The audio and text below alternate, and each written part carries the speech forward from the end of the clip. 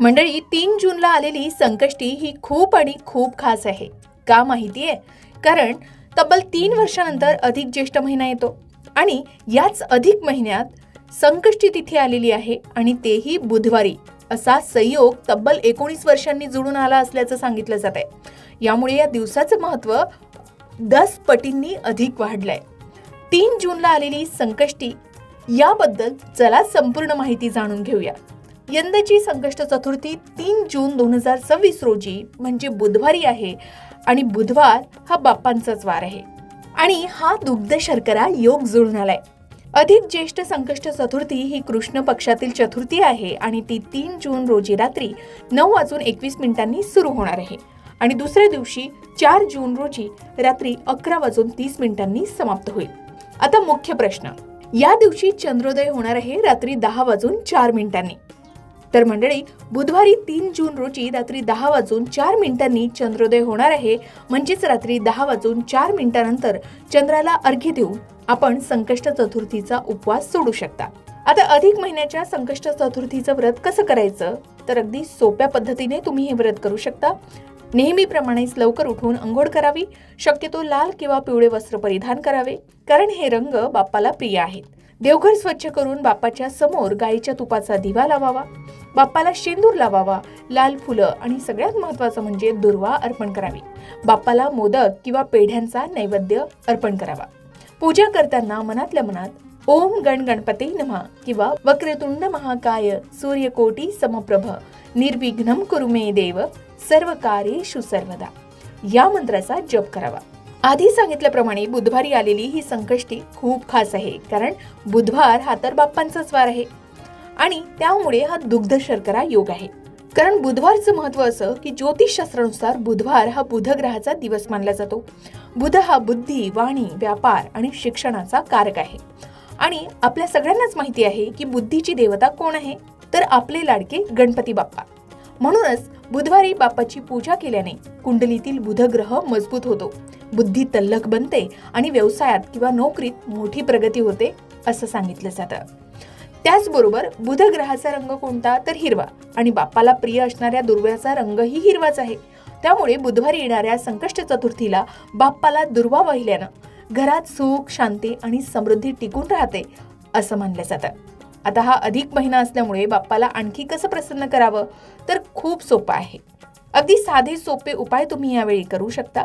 जर तुम्हाला जमत असेल तर या दिवशी गणपती अथर्व शीर्षाचं पठण करावं 11 किंवा 21 वेळा. आपण घरात मोबाईलवर सुद्धा गणपती अथर्व शीर्ष ऐकू शकता. याने घरातील नकारात्मक ऊर्जा निघून जाते.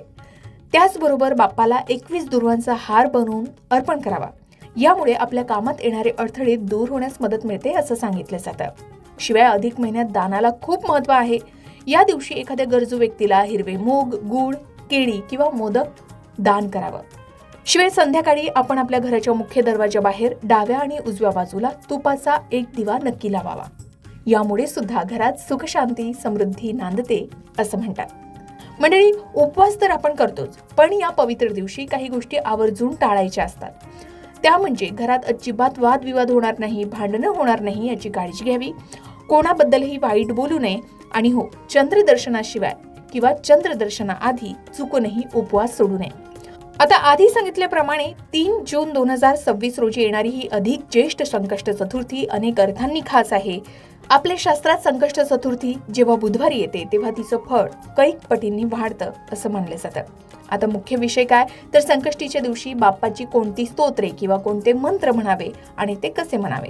तर बऱ्याचदा आपण घाईघाईत देवळात किंवा देवघरात मंत्र बोलून मोकळे होतो, पण स्तोत्र म्हणण्याची एक योग्य पद्धत असते. जर तुम्ही या पद्धतीने पठण केलं तर तुमच्या मनाला कमालीची शांतता तर लाभेलच, त्याचे शुभ परिणामही तुम्हाला लवकरच दिसतील. आता संकष्टीच्या दिवशी तुम्हाला स्तोत्र पठण करायचे असेल तर योग्य वेळ निवडा, योग्य दिशा निवडा आणि भक्तिभावाने आपले स्तोत्र पठण करा. संकष्टीच्या दिवशी स्तोत्र पठण करण्यासाठी 2 वेळ उत्तम मानल्या जातात. एकतर सकाळी पूजा करताना किंवा संध्याकाळी प्रदोष काळात सूर्यास्तानंतर. यावेळी शांत चित्तानं घरात दिवा लावून आसनावर बसावं आणि स्तोत्र पठणाला सुरुवात करावी. स्तोत्र म्हणताना तुमचं तोंड पूर्व किंवा उत्तर दिशेला असावं. या दिशांना तोंड करून केलेली पूजा आणि मंत्रजप हे खूप प्रभावी ठरतात. शिवाय संकष्ट चतुर्थीच्या दिवशी संकटनाशन स्तोत्र पठण करावं किंवा ऐकावं तरी. हे स्तोत्र कसं म्हणावं तर आधी बाप्पासमोर एक तुपाचा दिवा लावावा, डोळे बंद करून बाप्पाच्या मूर्तीचे किंवा रूपाचे मनात ध्यान करावे. स्तोत्र म्हणताना घाई करू नये. प्रत्येक शब्दाचा उच्चार स्पष्ट आणि शांतपणे करावा. शब्दांचे अर्थ समजून घेण्याचा प्रयत्न करावा. जर तुम्हाला संस्कृत श्लोक म्हणायला कठीण जात असतील तर मोबाईलवर या स्तोत्राचा मराठी अनुवाद म्हणजे सोपा अर्थ मिळतो किंवा बाजारात तशी पुस्तकंही मिळतात. तो वाचला तरीही चालतो, कारण बाप्पाला भाषेपेक्षा आपला भाव जास्त महत्वाचा वाटतो. आता ही अधिक महिन्याची संकष्टी चतुर्थी आहे. मग यात विशेष काय करावं तर आधी सांगितल्याप्रमाणे गणपती अथर्वशीर्षाचं 11 किंवा 21 वेळा पठण करणं शुभ मानलं जातं आणि बाप्पाला दुर्व्याची जोडी अर्पण करणंही खूप फायदेकारक मानलं जातं, ज्याचं अधिक पटींनी आपल्याला फळ मिळतं.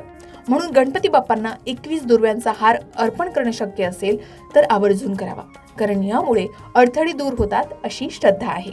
जर आपण या दिवशी गणपती अथर्वशीर्ष म्हणणार असाल तर बाप्पाच्या मूर्तीवर किंवा सुपारीवर पाण्याचा किंवा दुधाचा अभिषेक करत करत गणपती अथर्वशीर्ष म्हणावं. जर अभिषेक करणं शक्य नसेल तर उजव्या हातात दुर्वा धरून बाप्पाच्या चरणांवर ठेवून शांतपणे अथर्वशीर्षाचं पठण करावं. हे अधिक फलदायी मानलं गेलंय. तर मंडळी, मंत्र किंवा स्तोत्र म्हणताना सगळ्यात मोठी ताकद कशात असेल तर ती आपल्या विश्वासात आहे. माझा बाप्पा माझ्या पाठीशी आहे आणि तो माझी सगळी संकट दूर करणारच, हा एकच भाव मनात ठेवून आपणही ओम गण गणपते नमः या मंत्राचा 108 वेळा जप जरी केला तरी तुमचं कल्याणच होईल. मग यंदा ज्येष्ठ अधिक महिन्याच्या संकष्ट चतुर्थीला बाप्पाला प्रसन्न करण्यासाठी तुम्ही कोणते विशेष उपाय करणार आहात कमेंट करून नक्की सांगा. गणेश भक्तांनी कमेंटमध्ये गणपती बाप्पा मोरया लिहायला विसरू नका. अशाच प्रकारे सणावारा संबंधित व्रतवैकल्य असतील, उपासना असतील, पूजा विधी संबंधित आणखी काही माहिती तुम्हाला हवी असेल, त्याचबरोबर वास्तुशास्त्र, ज्योतिषशास्त्र, अंकशास्त्र यांसारख्या विषयावर तुमच्या मनात काही शंका असतील तर त्या कमेंट बॉक्समध्ये नक्की विचारा. शिवाय तुम्हाला आणखीन कोणत्या विषयावरचे व्हिडिओ ऐकायला आवडतील ते सुद्धा कमेंट करून सांगा. या संबंधित संपूर्ण मार्गदर्शन तुमच्यापर्यंत पोहोचवण्याचा आमचा हा प्रयत्न आहे, तेव्हा कमेंट नक्की करा. अशाच प्रकारच्या माहितीपूर्ण व्हिडिओसाठी लोकमत भक्ती चॅनलला नक्की सबस्क्राईब करा आणि बेल आयकॉनला क्लिक करा, म्हणजे आमच्या नवनवीन व्हिडिओचं नोटिफिकेशन तुम्हाला मिळत राहील. तसेच योग्य आध्यात्मिक मार्गदर्शनासाठी लोकमत भक्तीच्या फेसबुक पेज आणि इन्स्टा पेजला लाईक आणि फॉलो करायला विसरू नका.